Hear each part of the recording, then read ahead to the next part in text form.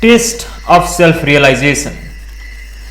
Ashtavakra said, having realized yourself as one, being serene and indestructible, why do you desire wealth? Just as imagining silver in mother of pearl causes greed to arise, so does ignorance of self cause desire for illusion.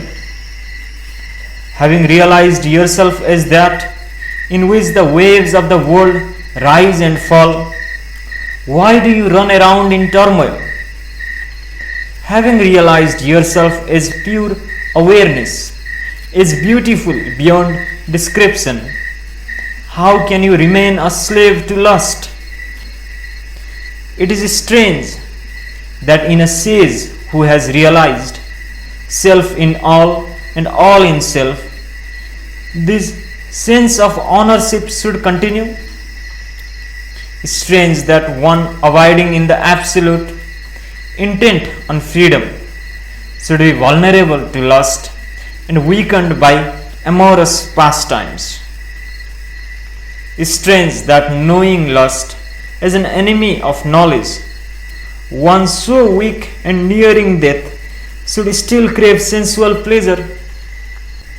Strange that one who is unattached to the things of this world and the next, who can discriminate between the transient and the timeless, who yearns for freedom, should yet fear the dissolution of the body.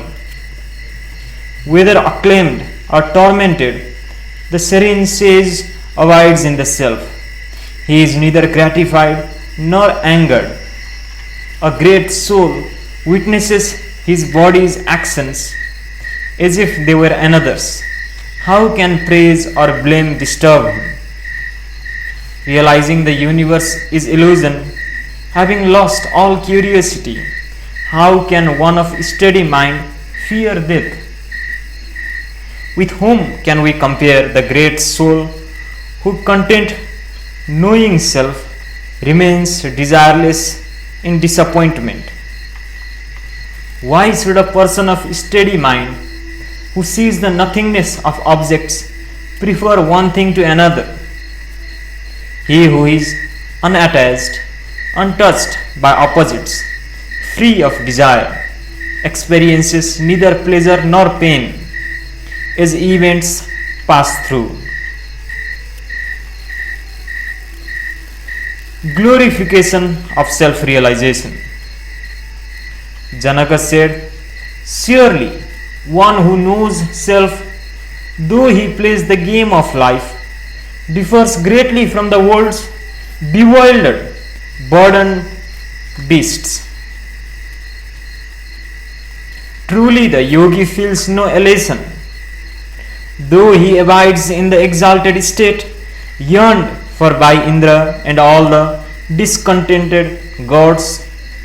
Surely one who knows that is not touched by virtue or vice, just as space is not touched by smoke, though it seems to be. Who can prevent the great soul who knows the universe as self from living life as it comes?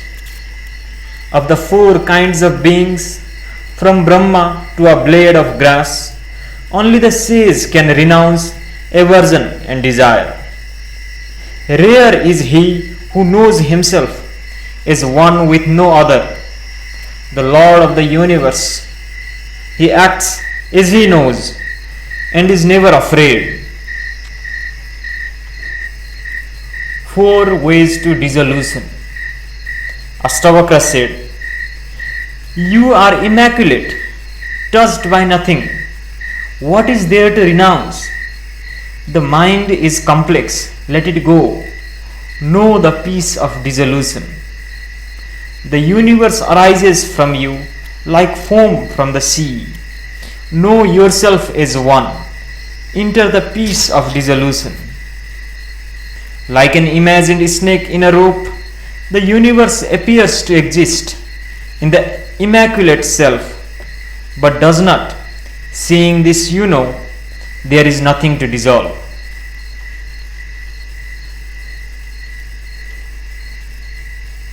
You are perfect, changeless, through misery and happiness, hope and despair, life and death.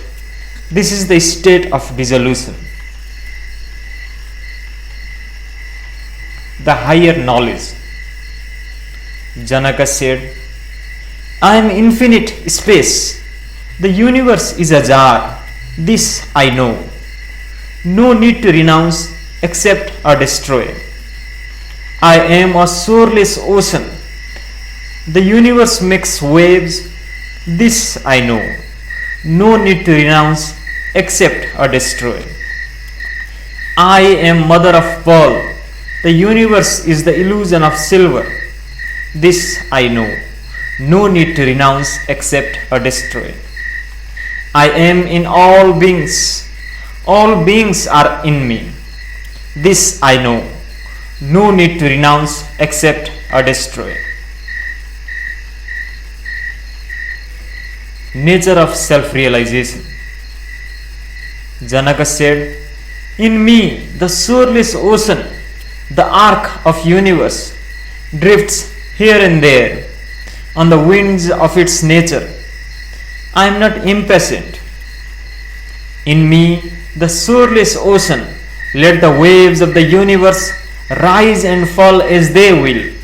I am neither enhanced nor diminished. In me, the shoreless ocean, the universe is imagined. I am still and formless. In this alone I abide. The self is not in objects, nor are objects in the pure and infinite self. The self is tranquil, free of attachment and desire. In this alone I abide. I am awareness alone. The world is passing so. How can thoughts arise of acceptance or rejection? And where?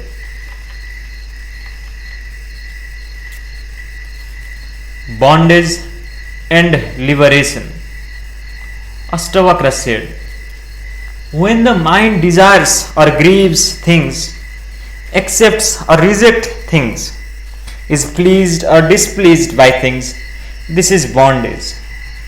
When the mind does not desire or grieve, accept or reject, become pleased or displeased, liberation is at hand. If the mind is attached to any experience, this is bondage. When the mind is detached from all experience, this is liberation. When there is no I, there is only liberation. When I appears, bondage appears with it. Knowing this, it is effortless to refrain from accepting and rejecting. Detachment. Ashtavakra said, opposing forces, duties done and left undone. When does it end, and for whom? Considering this, be ever desireless. Let go of all things, and to the world turn an indifferent eye. Rare and blessed is one whose desire to live, to enjoy and to know has been extinguished by observing the ways of men. Seeing all things as threefold suffering, the sage becomes still, insubstantial, transient, contemptible. The world is fit only for rejection.